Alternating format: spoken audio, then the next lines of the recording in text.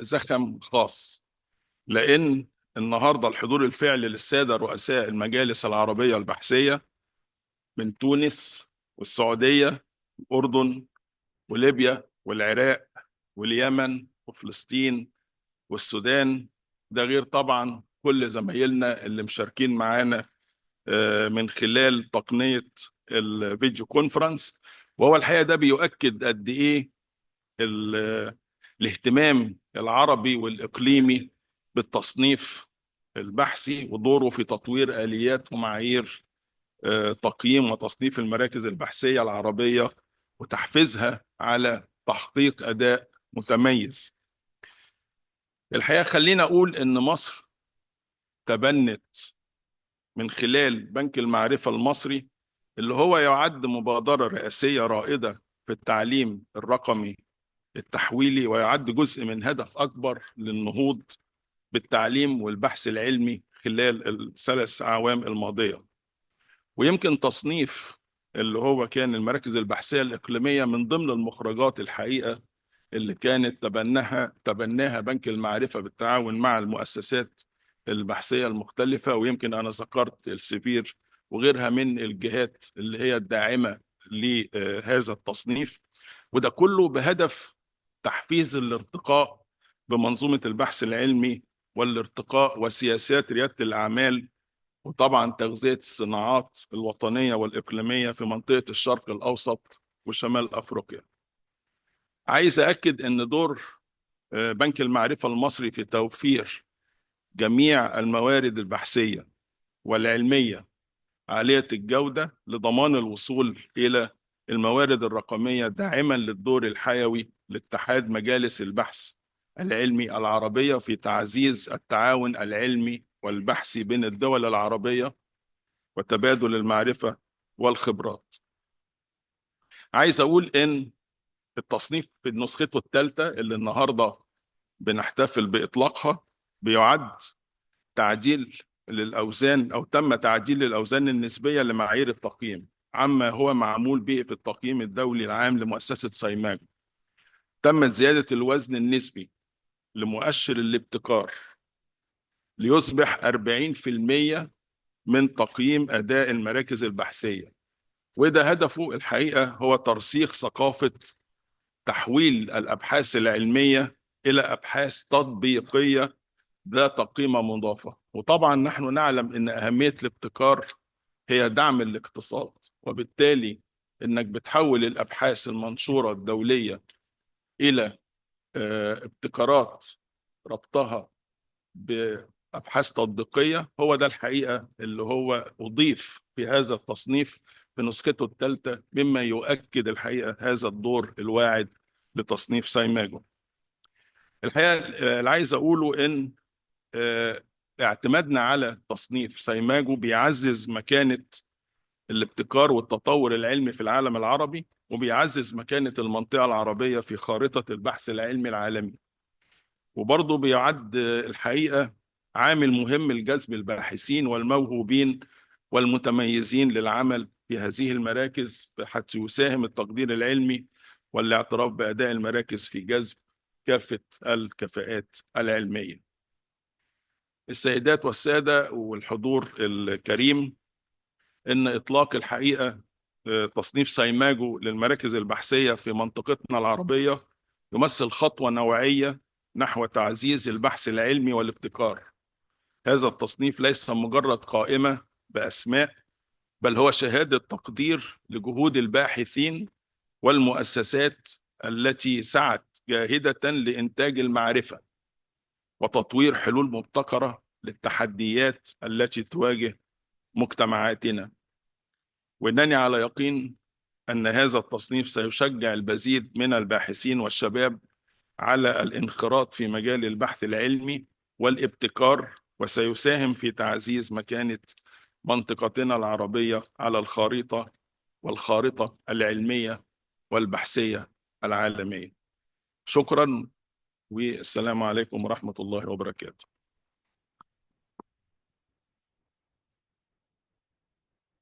شكرا جزيلا. كلمة معالي وزير التعليم العالي والبحث العلمي المصري الأستاذ دكتور محمد أيمن عاشور. والآن مع كلمة معالي أمين عام اتحاد مجالس البحث العلمي العربية الأستاذ الدكتور عبد المجيد بن عمار. تفضل يا فندم.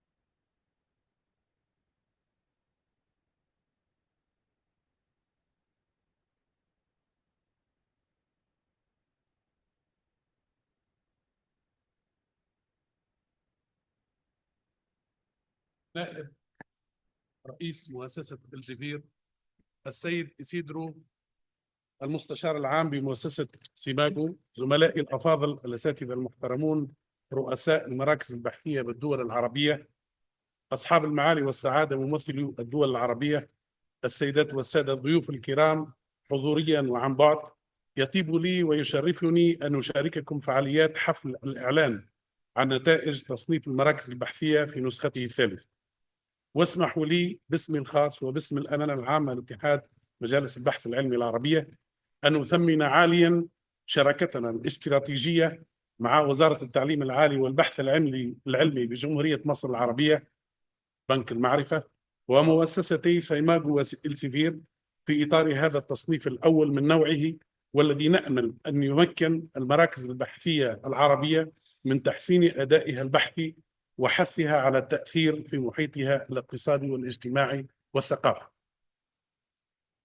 السيدات والسادة الأفاضل، الحضور الكريم، إننا في اتحاد مجالس البحث العلمي العربية نتقدم بجزيل الشكر والامتنان لمعالي وزير التعليم العالي والبحث العلمي بجمهورية مصر العربية، الذي قبل مشكورا أن تشمل شراكتنا الاستراتيجية تعميم الاستفادة من خدمات بنك المعرفة المصري لتشمل مؤسسات البحث العلمي العربية لبناء قدراتها وتحسين أدائها البحثي والمعرفي على غرار ما شهدته المؤسسات المصرية من استفادة واضحة من هذا المشروع الرائد ومن خدماته، أعني مشروع بنك المعرفة، حيث أن خدماته ساهمت بقدر كبير في الارتقاء بالأداء البحثي لمؤسسات التعليم العالي المصرية، مما أفضى إلى تصدرها مختلف التصنيفات دوليا وعربيا.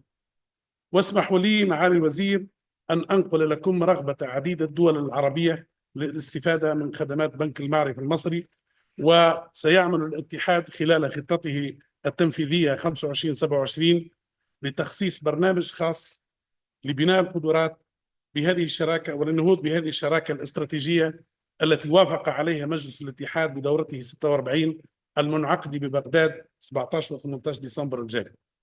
واسمحوا لي زملائي الكرام أن في هذا السياق أن أذكر بأن مجلس الاتحاد يضم في عضويته كل الدول العربية ممثلة في الأجهزة القائمة على البحث العلمي والابتكار في كل منها، وذلك بناء على قرار تأسيس الاتحاد الصادر من وزراء التعليم العالي العرب والبحث العلمي بسنة 76، والذي صدق عليه المجلس الاقتصادي والاجتماعي بجامعة الدول العربية.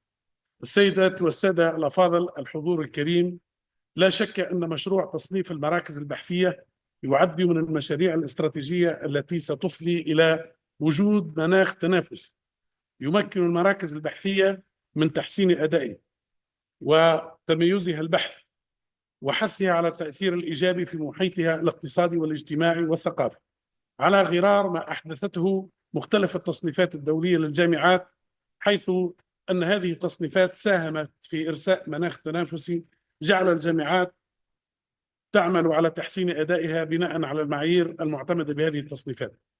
وإننا في الأمانة العامة لاتحاد مجالس البحث العلمي على يقين أنه مثلما استطاعت جامعاتنا العربية أن ترفع التحدي وتتصدر مراتب متقدمة في هذه التصنيفات الدولية، فنحن أيضا متأكدين من أنه سينسحب ذلك على المراكز البحثية التي نأمل أن تنخرط بقوة في هذا المناخ التنافسي وفي هذا التصنيف الذي يرتكز أساسا على معياري التميز العلمي والأثر المجتمعي.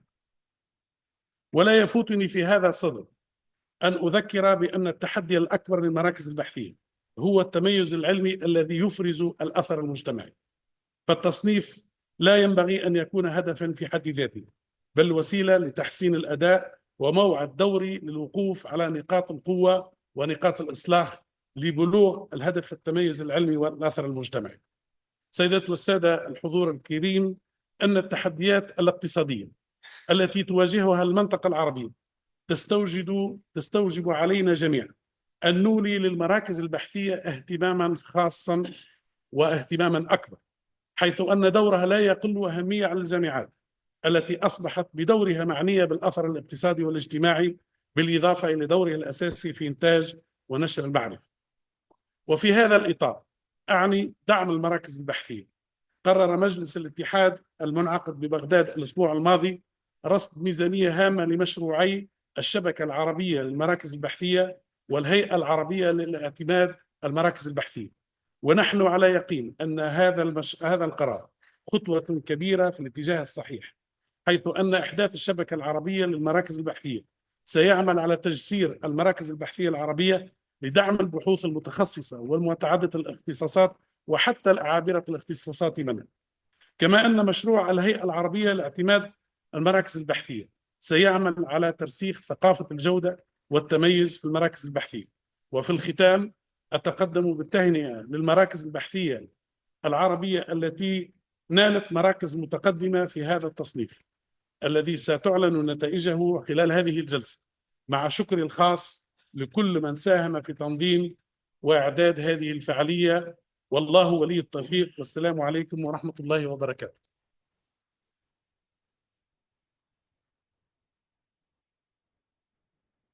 شكرا جزيلا أستاذ الدكتور عبد المجيد بن عمارة، أمين عام اتحاد مجالس البحث العلمي العربية، على كلمة سيادتكم. والآن مع الأستاذ محمد الأيسطي، نائب مدير السبير للأناليتيكال أند داتا سيرفيسز، أنا مش عارفة دي خدمات التحليلية والبيانات. دكتور محمد معانا عبر الزوم، مش موجود الحقيقة معانا النهاردة، مفتقدينه، فاتفضل حضرتك. The floor is all yours. Thank you دكتورة جينا. السلام عليكم. أنا أولا أحب أقول إزاي أنا مش موجود معاكم، يعني بكل صراحة أنا غيور شوية عليكم هناك. أنا بشوف الاجتماع وما شاء الله، فمع الأسف لظروف خاصة يعني، فإن شاء الله يكون كل تمام. أولا أحب أشكر طبعا معالي الدكتور أيمن، معالي الوزير الدكتور أيمن عاشور، ودكتور عبد المجيد بن عمارة، وجميع الناس اللي حضروا. أنا شايف على زوم ما شاء الله 123 واحد حضر. Thank you very much for participating. I will be the first one to switch to English because remember we have here also SCImago attending, and I'm sure Azido did not understand one single word of what has been said so far. But I think he's okay with that. I thought I was speaking Arabic, but listening to Ma'ali al-Wazir or Dr. Abdul Mahid, I'm not sure what I speak myself is really that Arabic. So I'm switching to English because the presentation has to be in English anyways. But again, thank you for hosting this. Thank you for giving the research centers finally what I think they deserve from an attention perspective. I know this is the third edition. I believe we should do even more. And thank you for being there. Also, the Egyptian Knowledge Bank, the ministry itself. I know you guys are really working very hard, and that gives me personally a great pleasure to be part of all the initiatives and the activities you are carrying out to boost and push the boundaries a little bit beyond what it has achieved so far. I assume again my video and audio is working fine. I did not see anything else, so I will carry on. But if there is anything else, I'll be happy to hear it. I even hear my voice a little bit in the background there, but that's okay. All right, so I prepared a couple of slides just to emphasize a couple of points, which is about research centers, the importance of research centers. But before I do this, let me just talk a little bit about the word ranking here, because There are a lot of rankings, as you guys already know. I think Dr. Abdelmajid just mentioned that there are many world university rankings from the major ranking providers. I honestly stopped counting the number of rankings. I can tell you there is at least 50 plus ranking providers who are doing all kind of rankings around the universities, subject rankings, regional rankings, rankings even of schools like medical schools, business schools. If you go to Financial Times, they have all kind of rankings as well. But to my knowledge, I don't think there is one single ranking who look at research centers or labs. I believe this is the first one of its kind, let alone to be in the MENA region. It's just, they simply don't exist, as far as I know, a ranking that is really paying attention to the word and the contribution of research and innovation from research centers.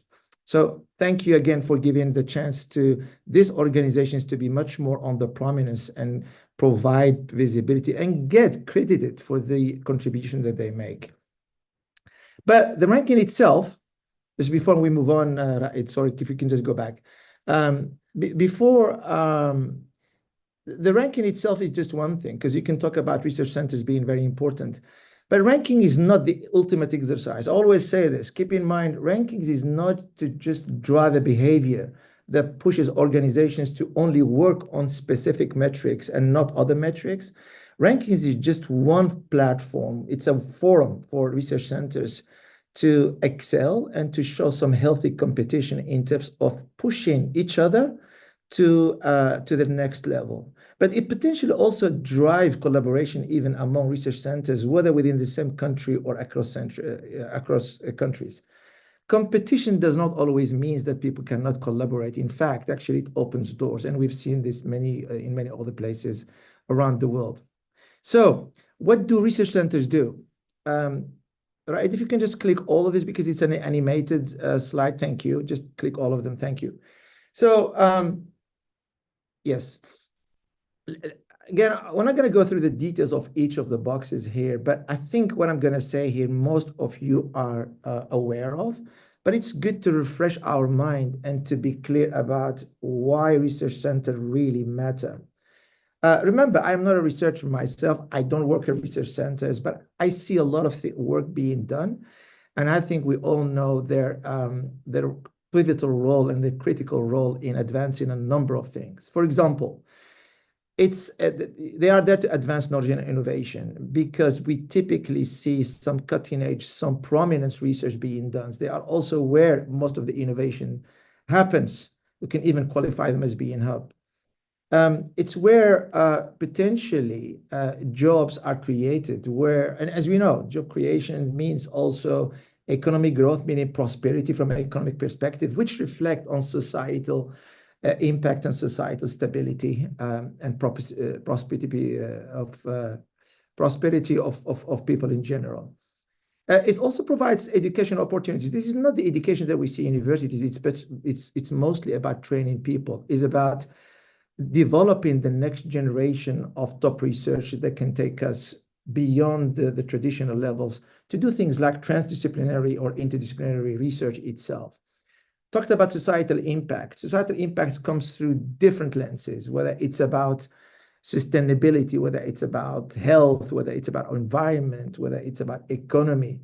It's also about their role of addressing local challenges by using potentially global techniques, or the other way around, even help from a local perspective to address global problems. I mean, we all know that, for example, the climate change issues, the water problems, etc. Those are typically local problems, but they do apply to many other regions in the world.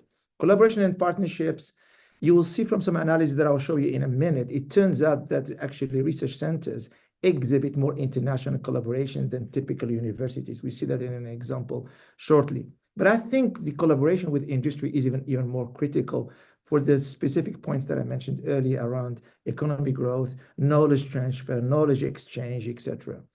They are also the best place to optimize resources.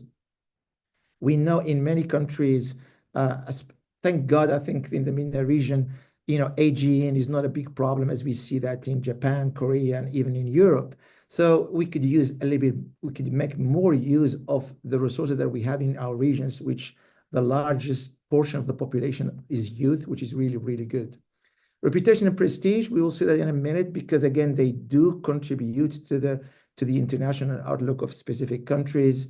And finally, I think I talked about technology transfer and the commercialization of research. I think Maali Al-Wazir already mentioned it. It's not just about doing research, it's about applying research and translating that research into actual outcomes in terms of economic growth that are driven typically by spin-offs, by startups, and by medium enterprise in general.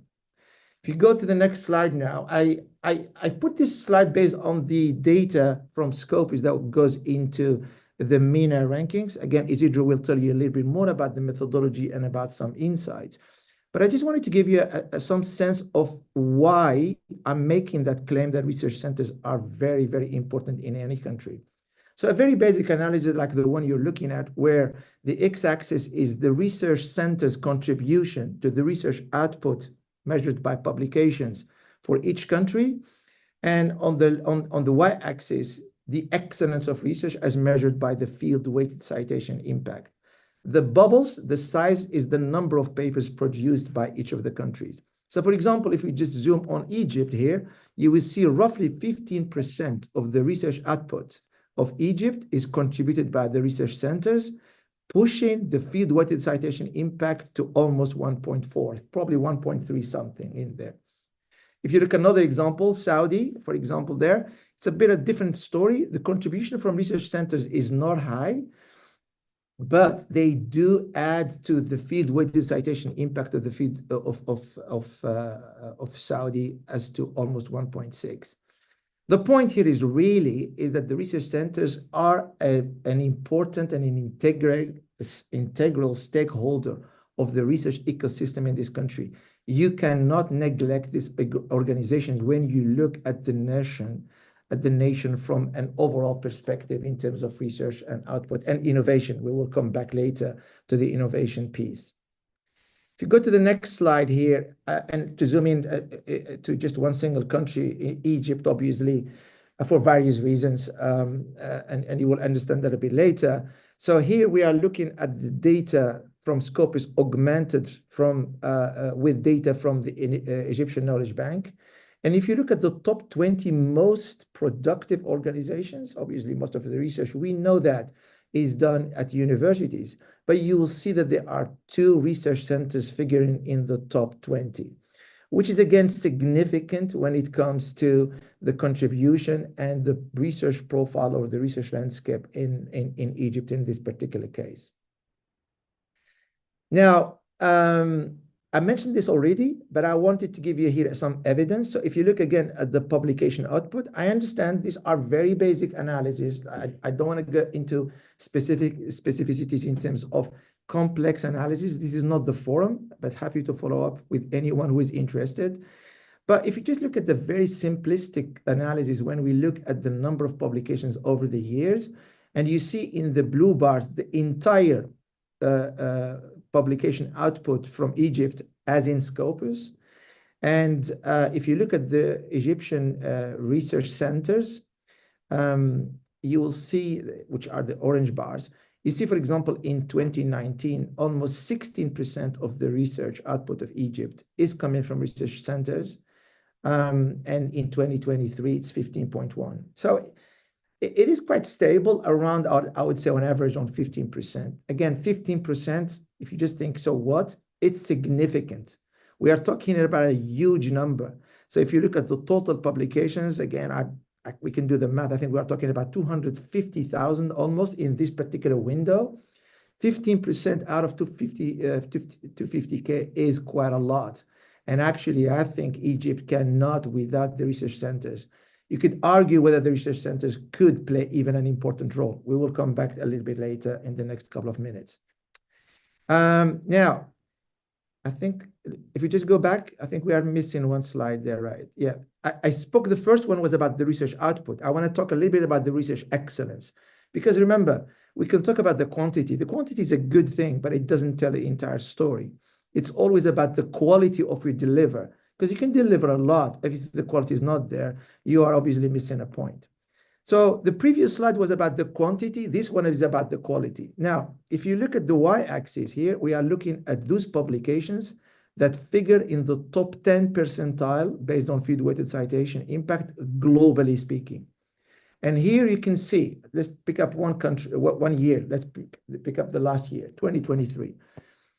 17.2% of the papers of Egypt that goes into that top 10 percentile is contributed by the research centers. Again, a significant number. In 2021, that number was almost 21, the same in 2020. So it's almost like a fifth of what goes into absolute quality research excellence, globally speaking, from Egypt is done through research centers. Now, if we go to the next slide now, right, and you will see, combining the previous two slides, I can make the claim that the research centers are potentially punching above their weight, meaning they do not publish as much as other universities, for example, but when it comes to excellence, actually, they go beyond the volume output. So actually, this is a very good story for research centers. I'm sure they are potentially happy to hear this, and I think it's a good story. It doesn't stop here, though, if you ask me. Now, one other piece, which is the international collaboration. We all know how important the international collaboration to drive excellence, to drive visibility, to attract talents, but just simply to work together with experts across the globe to address tough problems. Now, if you look at the international collaboration rate of Egypt as a whole nation compared to research centers alone, which are the bars in orange, you can see that the research centers exhibit more international collaboration than the whole country on average, which again is a very good story because they boost, actually, they pull the rest of the country to a higher level. And I'm sure there are reasons for it, maybe because of the topics, maybe because it's much more regional international collaboration than absolute global international collaboration. Yet it's a fact, and it's something that's actually good to know. Now, the last piece when it comes to innovation, and I think I realize I spoke a lot about research output here, but if you look at innovation and innovation, there are many lenses to that. And this is just one lens, which are patents. And arguably, you could even argue whether patents really match or map to innovation. In my opinion, there is much more about innovation. There is obviously the startups. There is much more about prominence in terms of applied science. There's a lot more. But we know that intellectual property is typically associated with patents, particularly those patents who are protected in significant markets and those who are actually licensed, meaning those that actually contribute also from an income perspective. Now, this is only coming from the Egyptian Patent Office for the 5 years period. So don't get confused by what Isidro later will share with you that looks at much broader patent authorities. This is purely from all the patents that have been filed and granted at the Egyptian Patent Office itself. And you can see there, right there, that the majority, so right, if you just push maybe a couple more buttons, one more maybe, yeah, there you go. You can see that 67%, now you got a little bit too far. 67% of all the patents at the Egyptian Patent Office is actually owned by the National Research Center. And you can see that the rest of number 2 is also a research center, in fact, the number 3 as well. So if you look at the research centers themselves, 394 out of the 448. I know it's a low number, but the point here is not about the number, really. This is about the relative contribution in terms of the patent authorities. By the way, just to clarify this so that we are not confused, these are not all the patents that Egypt owns. This is only those that are filed at the local patent office. If we look to USPTO, to European Patent Office, to the World Intellectual Patent Organization, WIPO, etc., you will see that the number is way bigger. Again, my point here is simply to say that when it comes to innovation, the research centers are actually the heart, the beating heart, if you like, of everything that goes around patent and intellectual property. So I'm going to finish my story now. If you move to the next slide, so far I've been saying good stuff about research centers. And I think, again, it's genuinely met. It's a good story, particularly if we look at Egypt as a particular example here. But I guess the question is, should we do more? Are there more opportunities? Can they play a bigger role to push the boundaries, as I mentioned earlier? So for that, I'm going to use an analogy, which is a project we are working on as we speak, Elsevier with some universities. If we can go to the next slide, right? I would like to talk about this notion of something we call the fourth generation university. Now, I know this is about universities, not about research centers, but you have to bear with me for a couple of minutes. Because what I would like to make here, the point is the following. Now, universities are transforming themselves towards what we call now the fourth generation university, which is universities that are basically, I would say, converting some of their characteristics to the next level. For example, it's not about just providing education and research. It's also to have this mission-driven strategy where you want to enable societal value, where you want to have a demonstrable societal impact, economic growth, how you actually create an ecosystem where industry work together with the academic organization, with the government, with the public sector being much more involved into this research ecosystem. My point, if we go to the next slide, is actually to have the research centers being potentially even more positioned than universities, in my opinion, to play that role even more. So why is that the case, by the way? Is that because I believe that universities obviously have an important role. But I'm not by no means dismissing the role of university. In fact, universities is the potentially bigger beating heart of any country. I am only saying when it comes to driving this economic growth, having the societal impact, push the boundaries of innovation, etc., research centers are equally important as universities, or potentially even more important when it comes to interacting with industry, where driving economic growth through knowledge transfer, through developing new techniques, through developing people, through creating new businesses through startups and through spin-offs from universities, but also from research centers. If you push the buttons there right a couple of times, because what you will see here is I actually changed research student to say researchers actually from the research centers are actually driving this real world impact. In my opinion, I think we should just give them the platform actually to exhibit that more. Hopefully this ranking is one example. It's one of the many lenses that we could use. Now, the last slide, and I'll then give the floor to Isidro, is just to finish by saying the fourth generation university is about driving, as I mentioned, this economic growth, this mission-driven activities, developing the ecosystem to focus on societal challenges that are in the proximity. Research centers could equally play that role. When it comes to innovation ecosystem, I believe research centers should be looked at for a potential digital transformation like universities are doing. By no means I'm saying they are old-fashioned whatsoever. I am only looking at the opportunities. Everything that is being done well, we should take for granted. I know we are giving them here the forum to basically acknowledge them and give them the credits where they are due, and specifically for research centers. But let's look beyond what we are traditionally familiar with. Let's look beyond that.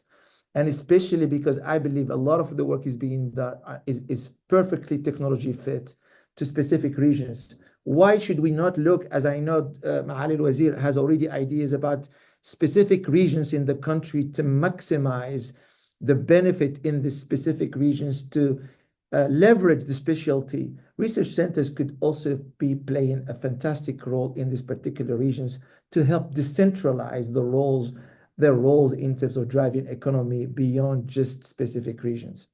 With that, I hope this resonates. If in disagreement, we will be there at the end to take questions. So I'm looking forward to that. Thank you.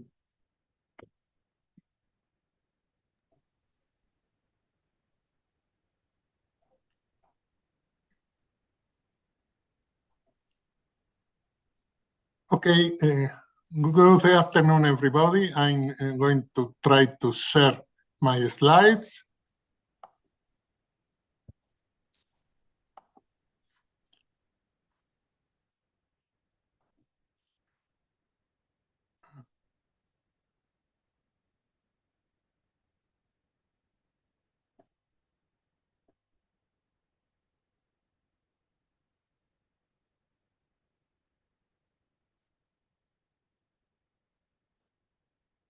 Okay, thank you very much.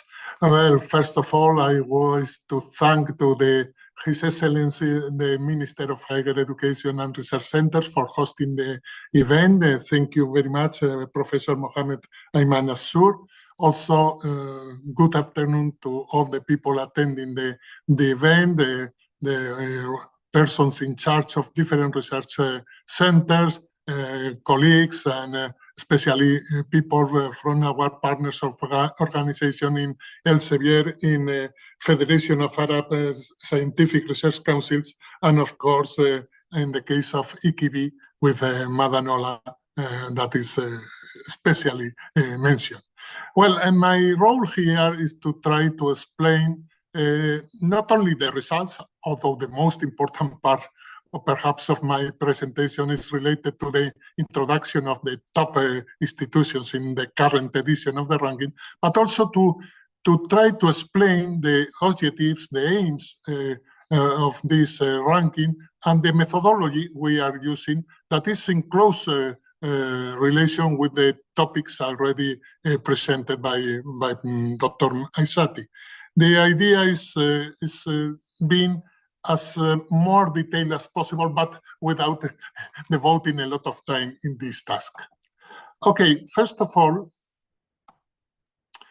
we think the correct approach in this case is what we call local. Local means we need to take into account as priority the local problems, the local issues, the local policies, and try to locate these priorities in the framework of the globalization process we all attended. We think this is the best approach, considering both priorities, but focusing especially on the local ones. So from our points of view, local is perhaps the best MENA research path to global. And this is part of a very important part of the design we decided to apply to the project. Of course, the priorities, everybody knows now, most of them are strictly related to the Sustainable Development Goals, but in this global sets of priorities, we need to consider both globalization and internationalization. But in this case, in this special case, we think it's important that that means to improve, to insist on the regional cooperation. This is the way to obtain some levels of internationalizations and starting the path to the globalization. So for us, having regional partners is very important in the development of this ranking. Of course, other aspects are very relevant. As Dr. Aysati already mentioned, it's important the sociological aspects related to the indicators. We really invest a lot of time trying to design and to apply good social issues related indicators. And of course, we are scientists, we are in the era of open science, and for us, openness is not only transparency. Openness is a big opportunity for sharing results, sharing methodologies, sharing people in order to achieve this kind of objectives. Well, of course, the tool, no longer new because this is already the third edition, is we propose to make the open ranking of research centers.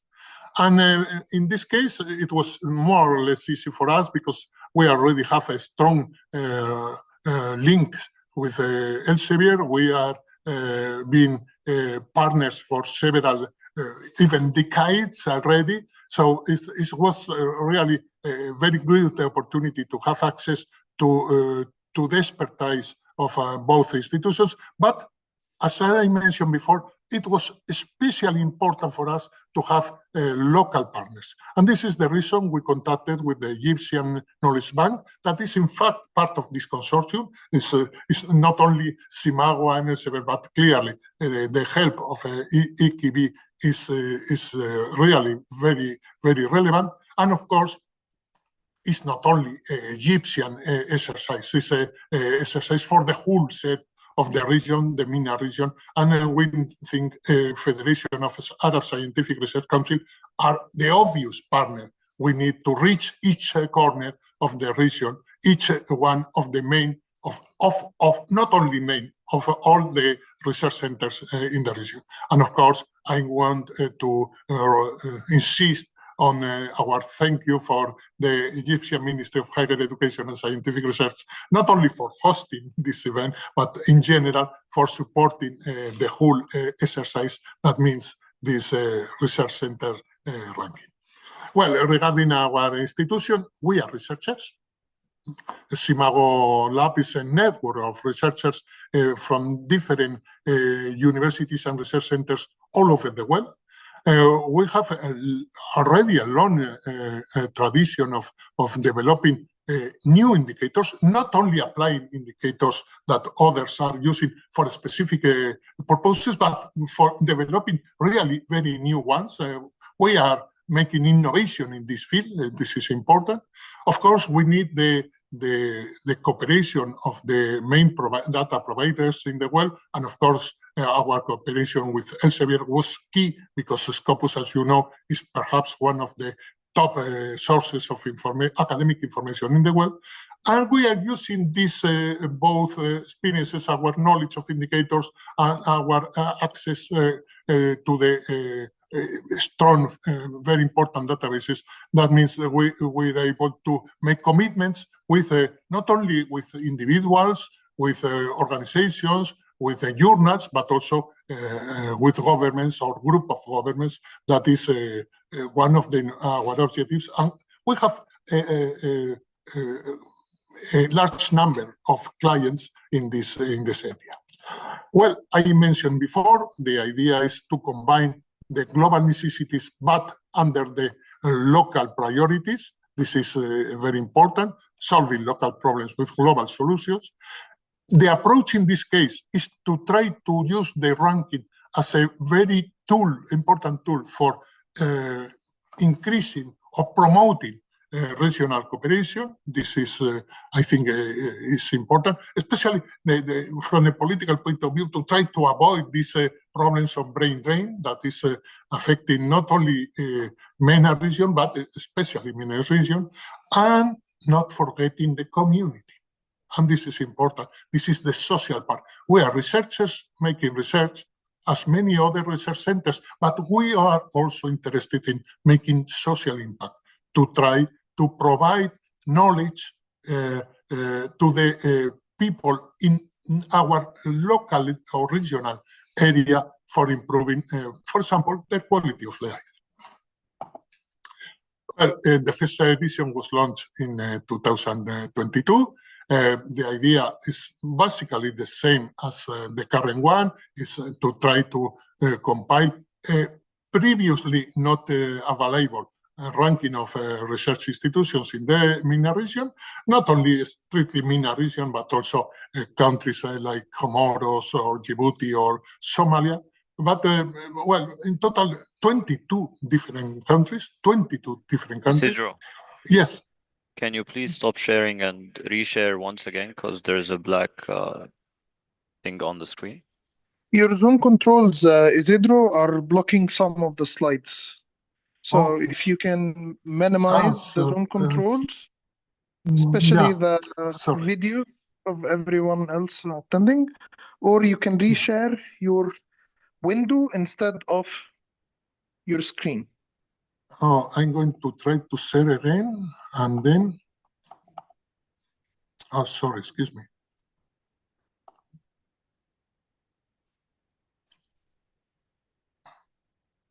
Oh, I am unable to share the slide. Well, if you have the slides, you can actually put them on yourself. That could help. Well, are you showing the slides? Oh, okay, fine. Thank you very much. Well, next one, please. Okay, sorry for these technical issues. Well, as I was commenting, the ranking intends not only to measure research, but to try to see what other aspects of the technology, knowledge, societal impact is generated and is transferred by the research centers. And okay, that means the new ranking is going to be complex, is going to be rich, is going to be diverse, and this is because we decided to customize this effort, especially for the MENA region. So there is not a ranking we have already available from other purposes, but this is a ranking that was customized especially for the region. Next one, please. Well, this is the third edition. We published one edition in 2002, one edition in 2003, and now this is the introduction for the, sorry, excuse me.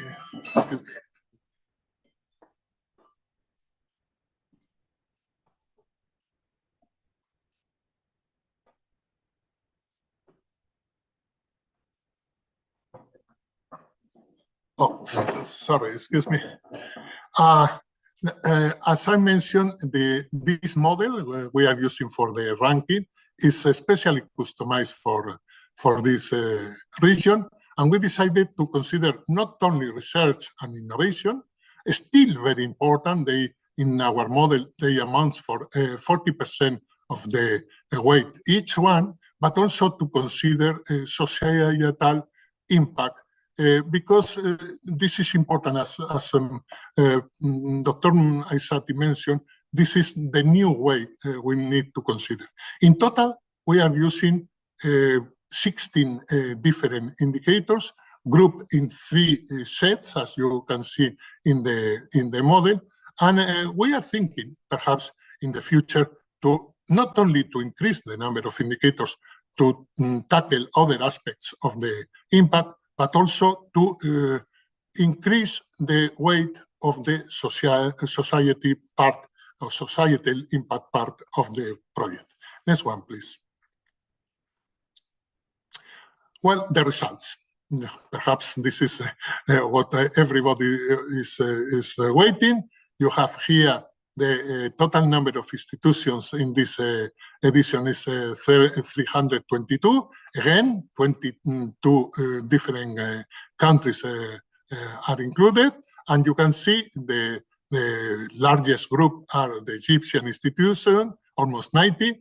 From the top positions, 5 of the institutions in the top 10 are from Egypt, and 11 from the top 25. You can see this very good representation of the total number of the results. And I think it's good to see this data. Next one, please. This is, as I mentioned, the idea of the ranking is not only to be rich and varied, but to be also open. And you can see that not only the scores, but many of the raw numbers of each one of the indicators are provided. So you can click on the data and you have access to far more information. So it's a very detailed system for information for the research directors or managers and so on. And now it's time for going to the top 10 organization. The 10th one is the Egyptian Petroleum Research Institute from Egypt, obviously. Next one. The 9th is the institution, the Research and the Enseignement Superior Agricole from Tunisia. You can see there are several agriculture-related institutions in the top 10. Next one, please. 8th is for the Egyptian Atomic Energy Authority. As I mentioned, there are 5 Egyptian institutions in the top 10.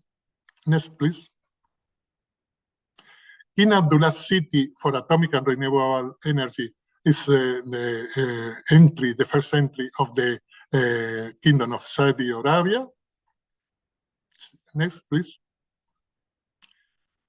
Of course, the City of Scientific Research and Technology Application, again from Egypt, is in 6th rank. Next, please. The 5th is the entry for the Moroccan, is the Moroccan Foundation for Advanced Science, Innovation and Research. The fourth, please, for Kuwait Institute for Scientific Research from Kuwait, as mentioned. The third is, again, another agricultural research center, in this case, the GCN1 in third position. The second place is for the King Abdulaziz City for Science and Technology from Kingdom of Saudi Arabia. And next one, the number one is, of course, as you already know, is the National Research Center from Egypt. That is number one for all the editions. For the 3 consecutive years, the National Research Center was ranked top in this exercise. Well, and next, please. You can, from today, you already can check the whole results in the web portal. I mentioned 366 different research centers from 22 different countries, including 16 different indicators for each one of the entries. You can see the address here, and it's important to mention, and to finish my contribution here, the next one, please. Oh, no. We already started to working with the new edition. We intend to follow the procedures from previous edition to cooperate with the actors themselves, with the research directors. We are preparing and organizing webinars and meetings in order to know what are the feeling and the opinion and the suggestions they are able to inform to us. And of course, we need to explore, because it's the future, we all know already, we need to explore the possibilities of the artificial intelligence and to see how to measure this very, very relevant issue in the future. And thank you. Sorry for the technical issues. And of course, I am able to answer your questions if you have anyone. Thank you.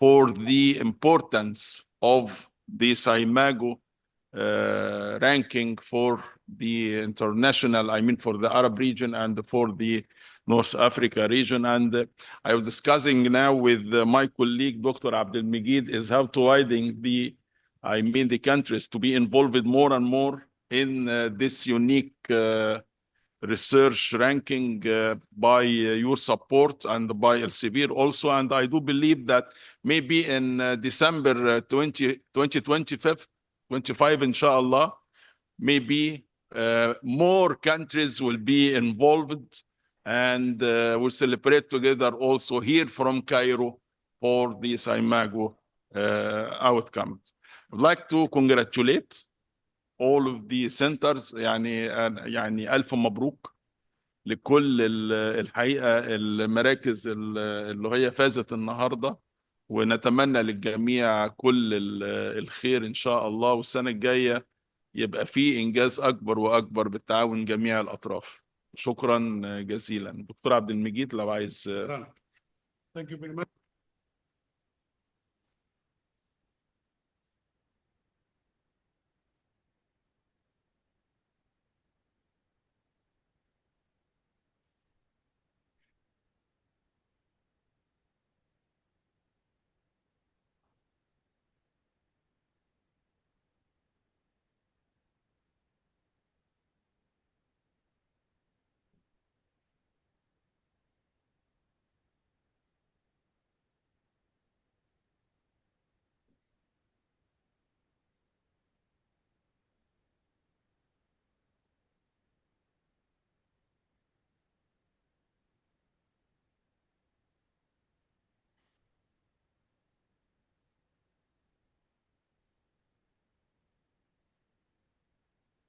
عذرا للمقاطعة، هناك مشكلة في الصوت عند دكتور بن عمارة.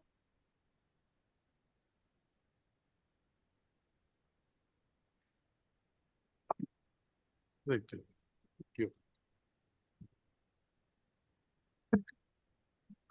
I'll say that we will continue to push this project to introduce a kind of a competition between research centers, as well as the competition introduced by ranking between the universities.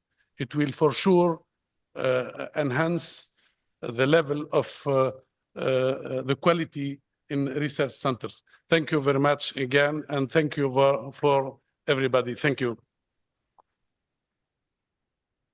One last sentence I would like to add, my great thanks and my special thanks to Mr. Aysati, and for his unique presentation, for the analysis of the performance of our research centers. Thank you very much, and all of the team supporting actually this initiative. Thank you very much. More than welcome. شكرا جزيلا معالي الوزير دكتور عبد المجيد. اعتقد ان اعلان النتيجه النهارده هو بدايه، لان دي خطوه وهيليها خطوات لعمل تريننجز وكاباسيتي بيلدينج لكل المراكز العربيه. مدام علا لورنس اعتقد موجوده هنا النهارده، وهي يعني هتبدا من امبارح تقريبا تبدا تشتغل في السيشنز والتريننجز فور بريبيرنج فور 2025 ان شاء الله رانك، عشان الكل يبقى اوير بالرانكينج elements ويبقى well prepared for the rank بإذن الله. I will give the floor لمحمد رائد دلوقتي علشان brief Q&A session في مجموعة أسئلة بسيطة من الحضور اللي موجود على الزوم لحضراتكم. فسريعا محمد ممكن ياخد أهم الأسئلة الموجودة. Thank you, Dr. Gina. Congratulations to everyone. So the first question is actually related to Muhammad Aysati. So please, Aysati, if you would like, this question is directed to you. How do you believe such a ranking system urge calls for action among the Arab research centers toward excellence? Thank you يا محمد. معلش أنا هقول حاجة بالعربي عشان أنا الدكتورة جينا فكرتني بمدام علا، يعني احنا ما اديناهاش حقها عشان دي قوة خفية كده في الخفاء، وناس كتيرة يعني ما مش عارفة. فأنا عاوز بس أشكرها برضو مرة تانية، والله هي بتستحق كل أنا دايما بقول لكم أنتوا في مصر محظوظين جدا، عندكم ست اسمها مدام علا لورنس والله. طيب okay, back to the question. How to drive excellence. I think what I tried to show to you today through examples is that there's a lot of good work being done by the research centers. And you've seen, for example, that specific example of producing not that much, yet whatever is being produced pushes the excellence as measured by citations, etc., which is not the full picture. Remember, it just gives us a good view. I think there is more. This is why I took that particular example of the fourth generation university, which applies to universities.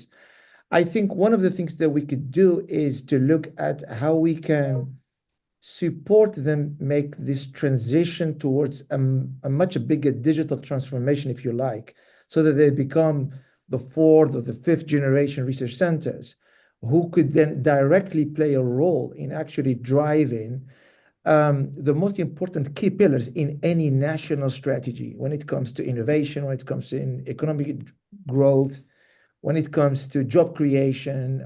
I mentioned particularly the example because I am aware, of course, of the strategy of Maali al-Wazir on decentralizing the places of having regional expertise. And I think the research centers could absolutely amplify that role in the sense that it helps a lot. So I think I would say continue doing what you are really good at, which is driving this international collaboration, driving intellectual property developments, especially that part it seems to be given only to them, and they could potentially even work more with the universities. One of the things, So this brings me on another thought. One of the things that I haven't figured out yet, and I don't know how that really works in practice, but I would love to understand a little bit more the relationship between research centers and universities in particular. Is there an opportunity to actually create more bonds, stronger bonds? Because the way we look at them now as if they are two separate organizations, and I don't think in reality it's that. I'm sure there are a lot of relationships and partnerships between research centers and universities. I think if we can find a way to stimulate and encourage that, it might drive actually visibility of the country, in particular in Egypt, not only on the university rankings, but also on the research center's role. Again, remember, let's not get too much obsessed about rankings. Let's not get fooled by the rankings overall.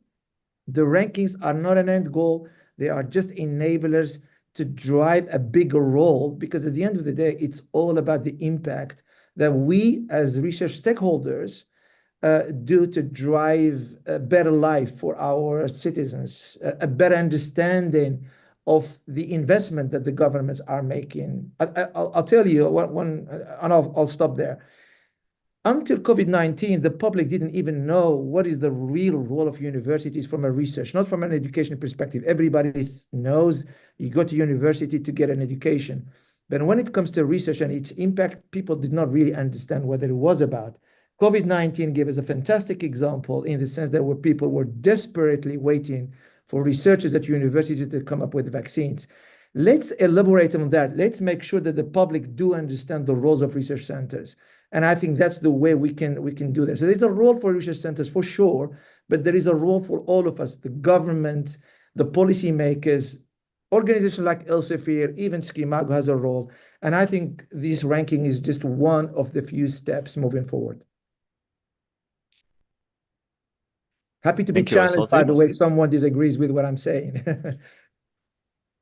Of course, and we're also happy to hear of any of the attendees, physical attendees. If they have any questions, please feel free to ask them, and we will give the chance for that kind of question.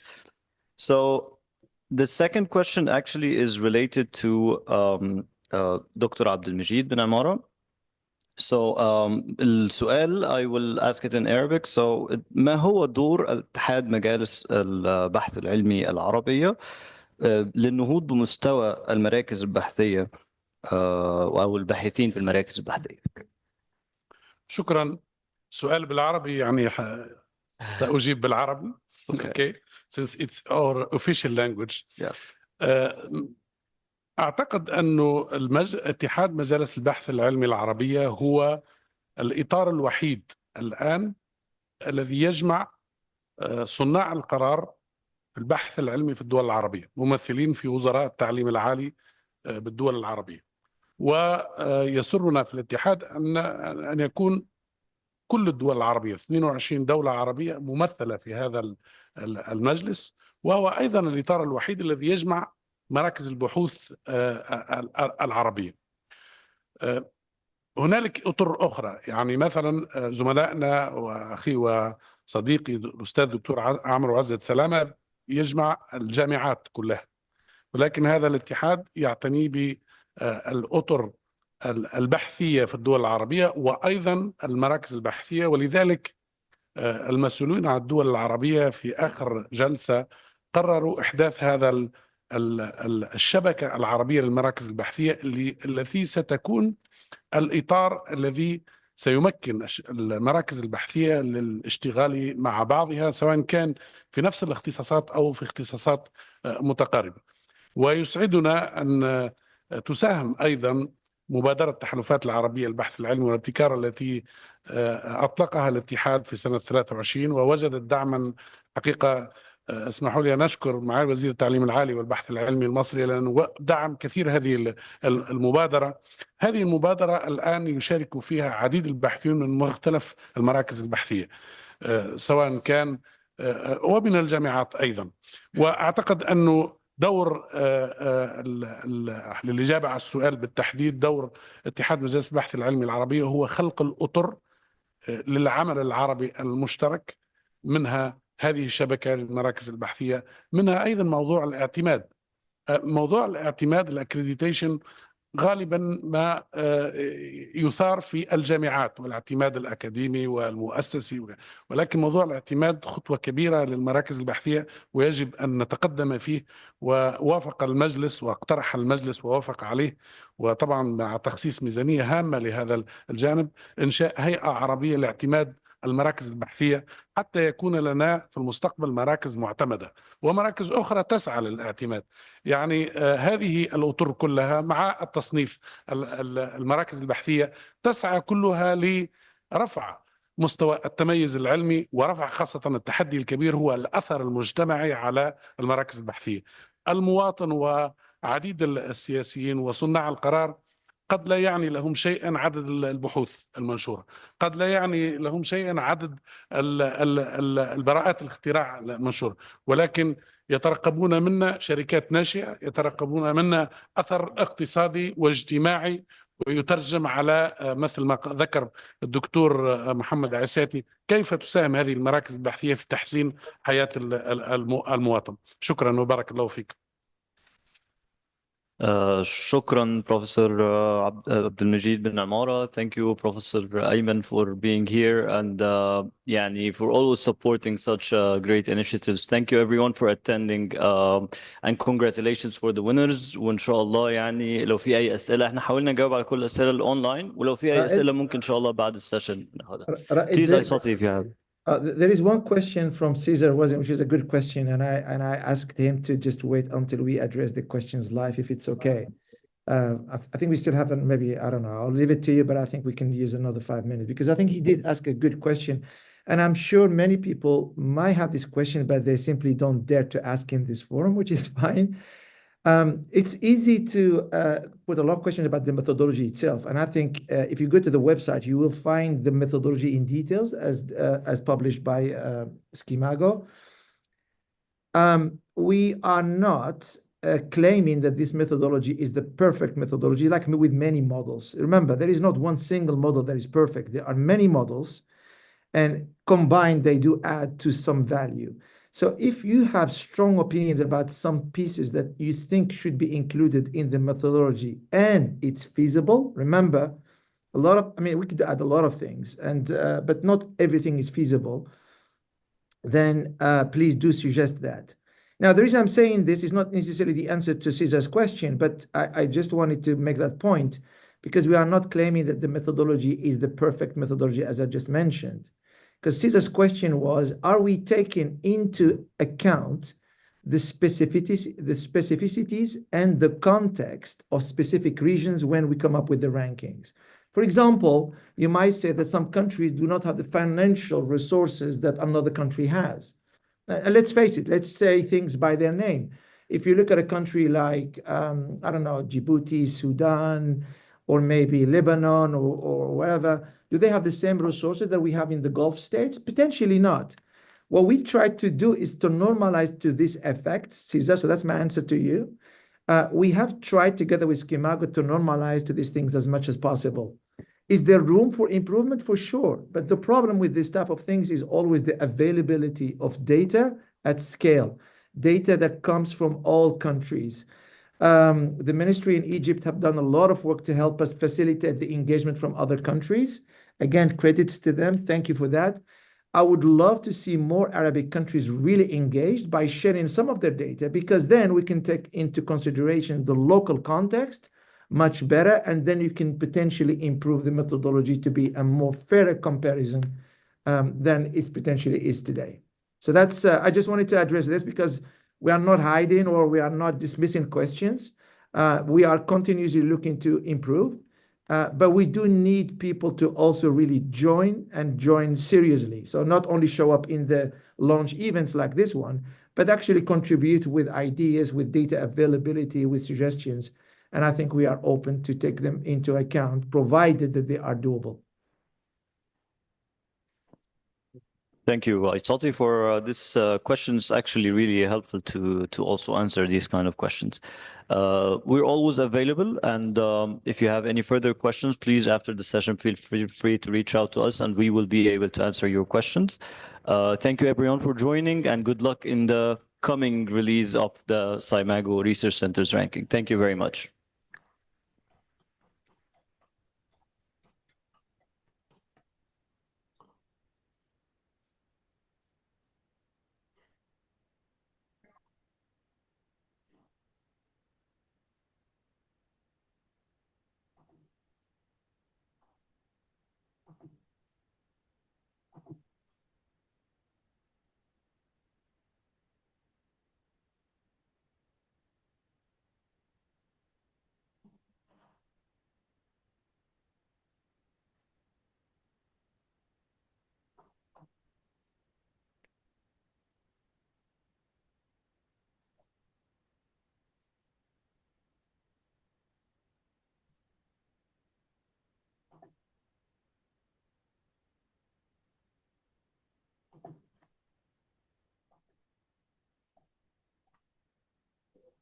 Isidro, are you still there?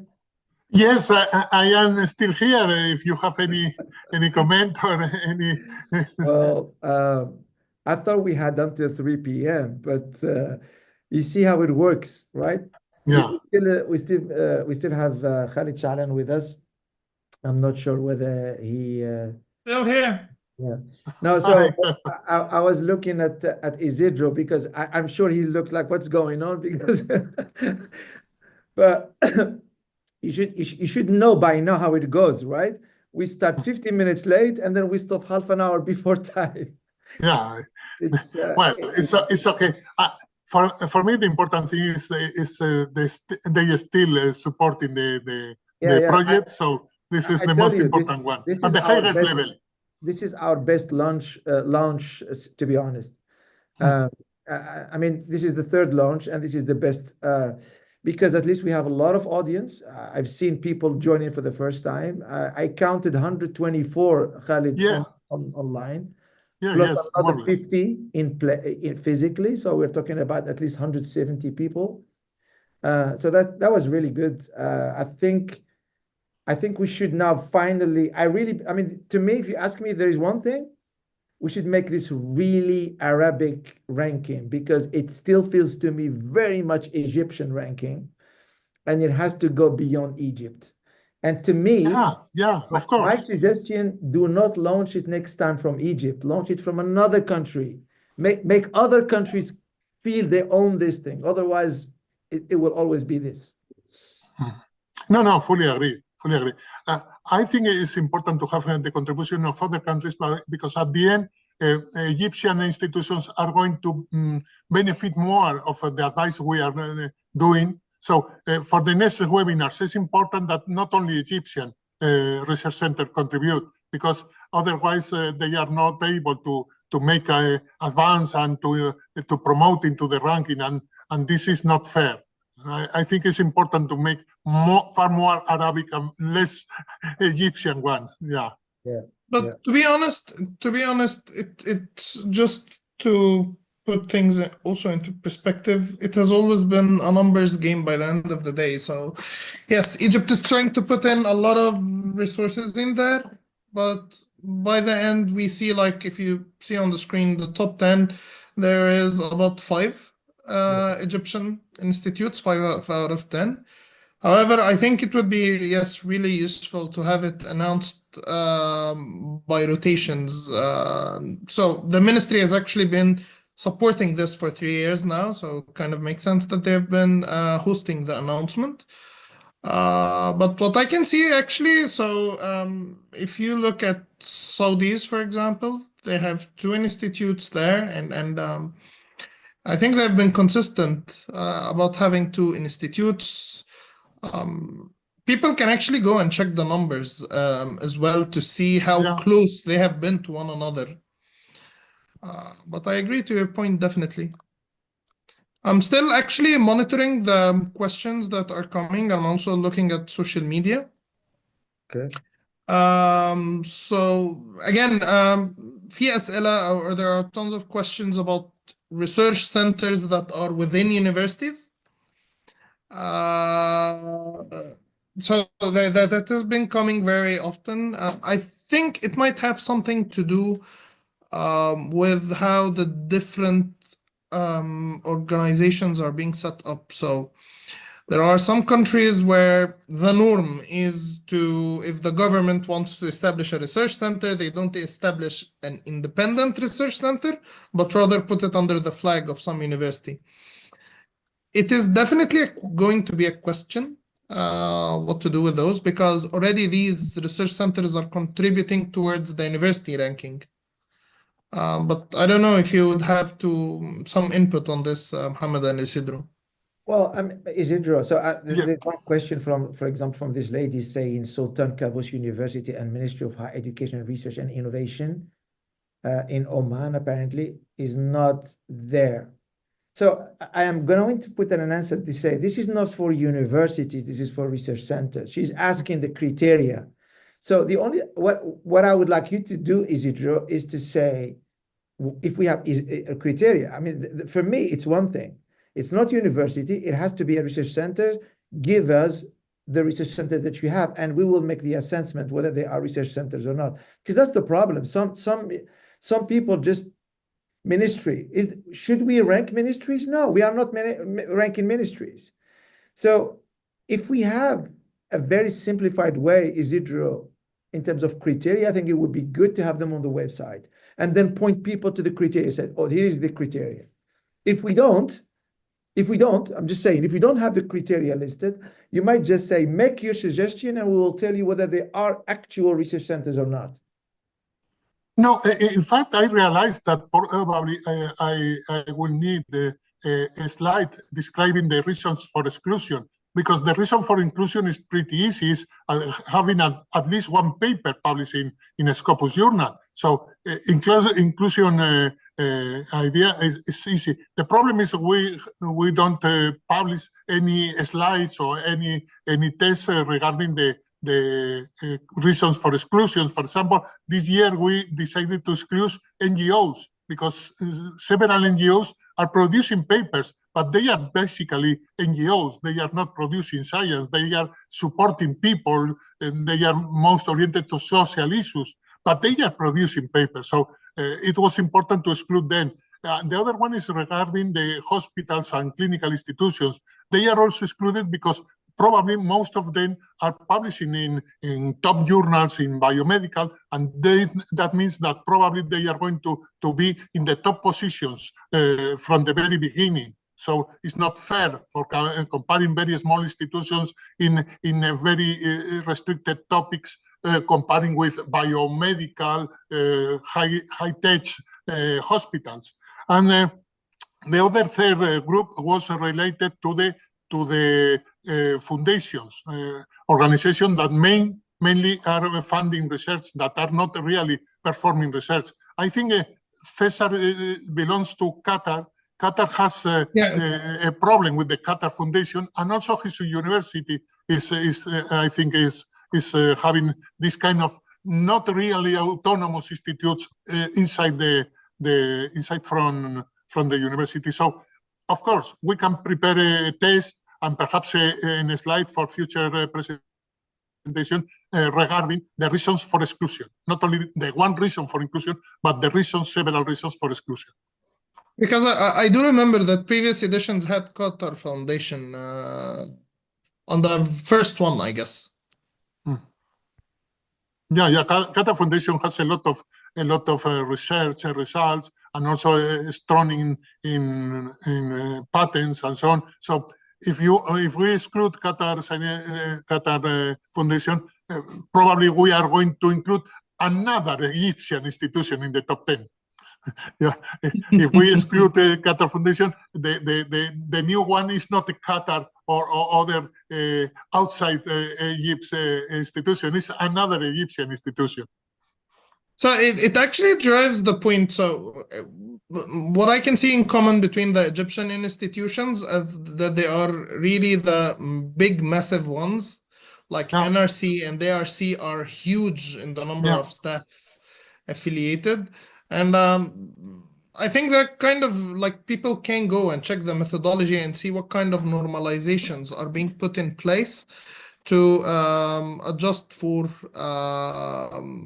this size or huge sizes being included there. Well, we have, I have two innovations that we were not able to introduce in this edition, but we are thinking to apply in the new one. One is to use also for disciplinary rankings. So the idea is having not only the global ranking, but having 4 different ones. One for technological and related institutions. Another one is for social sciences and humanities institutions. The third one is for hard sciences. And the fourth one is for biomedical research centers. So the idea is to have not only one ranking, but to have 5 rankings, 4 of them very specialized, but at the same time maintaining the global ranking. And the second one is we are working on adding new additional indicators. I think is part of the comment by Cesar that perhaps when we are able to to increase the diversity of the indicators we are using, and we are ready to use at least 2 or 3 new indicators that are feasible to do for us. It's not a special effort that needs to be done. It's an effort we are already doing it. And one is related to the gender ratios, the number of females, of the ratio of females in the organizations. And the second one is regarding the impact in political policies documents. So, in fact, we are able to go from 16 to 18, at least 18 different indicators. In this way, I think more people can be represented in the ranking. But from my point of view, the most important innovation will be to have these 4 additional topic-related rankings. I fully agree there. There is one last comment that I can share. So the most important thing is to improve the center's ecosystem and make continuous training. Also funding and put more resources in the disposition of researchers. And I think this is a key point.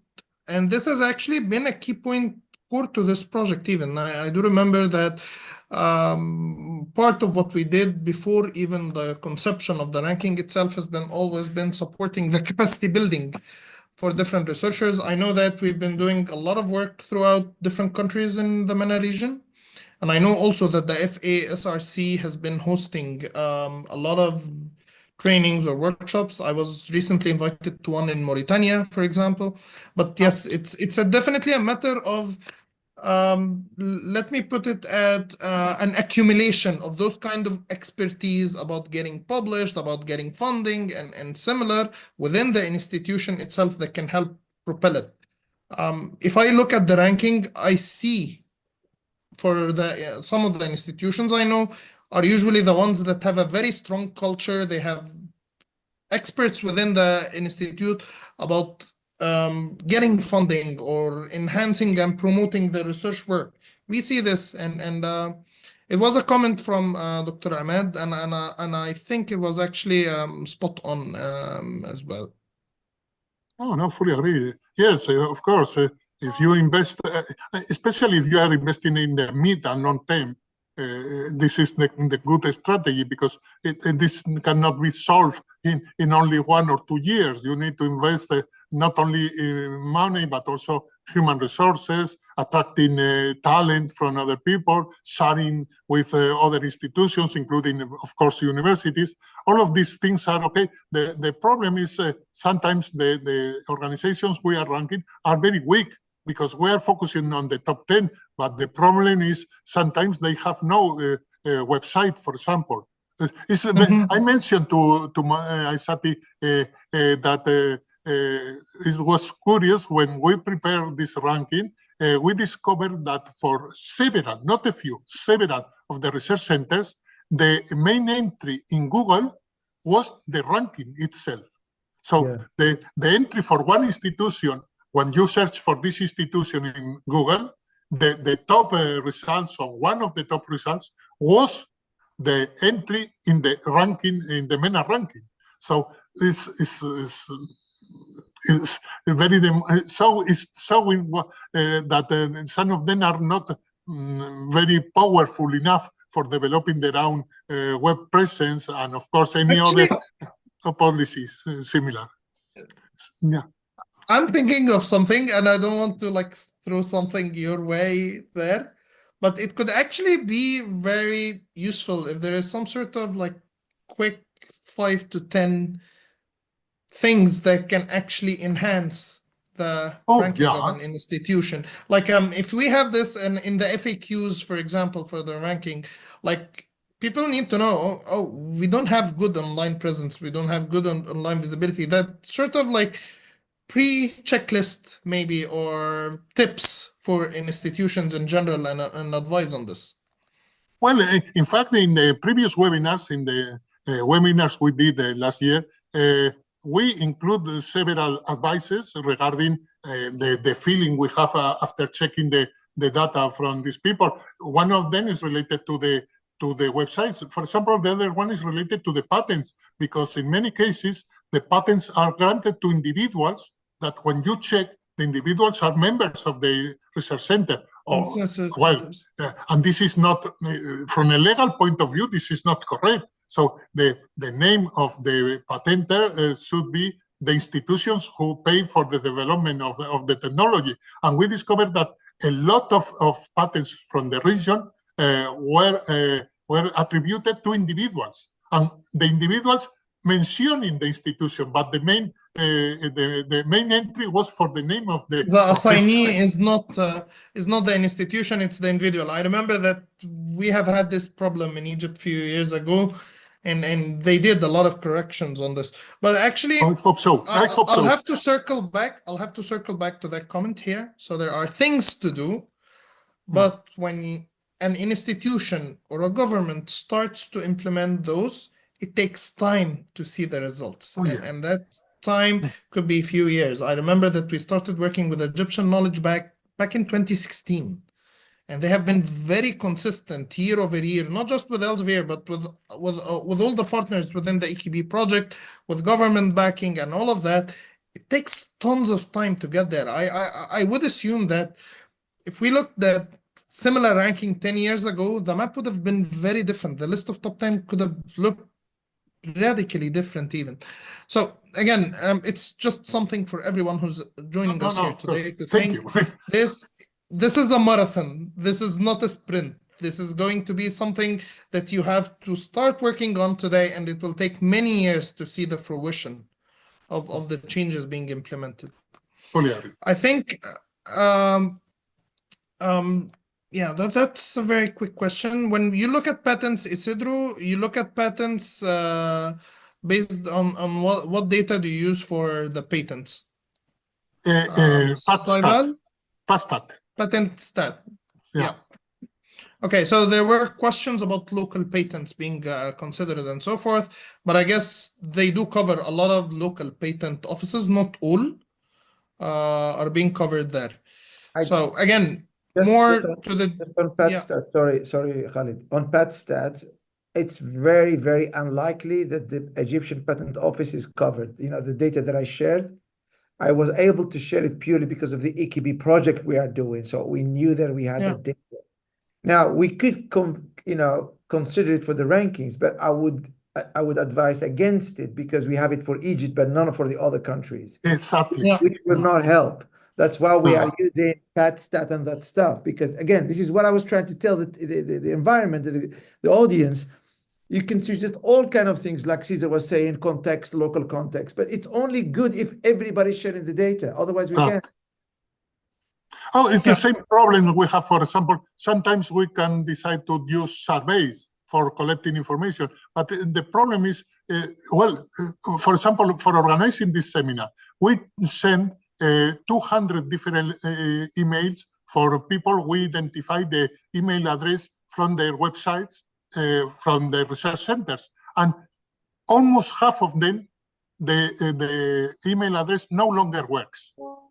So it's incredible. We were unable to contact for inviting to this presentation to half of the research centers directors or managers or person in charge. We have a lot of 200 different email addresses. 50% of them were not longer working. So it's a problem. We need to take into account the heterogeneity, diversity of the people of the different research centers. Some of them have very limited resources for contacting, for disseminating, and so on. And this we need to compile those. We need to compile the kind of challenges facing the ranking in terms of the data availability. We need to compile them in a sort of list that can actually call for action from the institutions regarding the availability of the data for the ranking. This could be part of the tips or advices, because if we can't see the data, we cannot include it in our analysis Yeah, that- exactly. No, we can prepare a webinar or some kind of workshop focus on this idea. We have no problem on that because already we know what the most of the problems are, and also what are the suggestions we can provide. So there is no problem on that.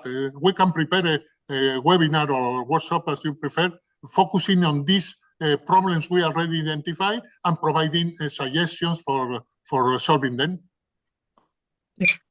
Well, I'd like really to thank you both for taking part in this extended session beyond the hybrid event. Really thanks to everyone who continued to attend with us. It was very enriching to see the questions that you've had, to see the input from both of you, Isidro and Mohammed. Thank you so much for this. All the attendees, the 53 thank me for the attendees. fact that I put the tie specifically for this, only for this. I know you don't like ties. I haven't bothered with one to start with. All right. Well, Okay. thank you as well for organizing, Khalid. It was Thank good. you very much. I thought it was the best so one. much. And we'll be looking at seeing some sort of follow-up webinar with you, Isidro, as well. Thank you all so much. Have a great day. Congratulations to all winners. Thank you all. Yeah, thank you. All right. Thank you. Bye-bye.